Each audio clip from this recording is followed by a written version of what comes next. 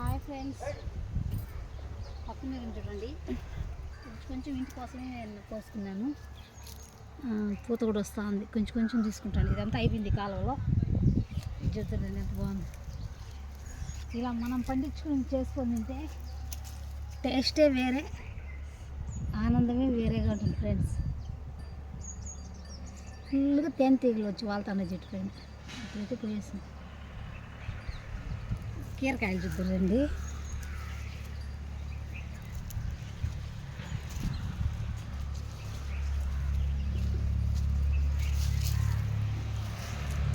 ఇది ఫ్రెండ్స్ కీరకాయ.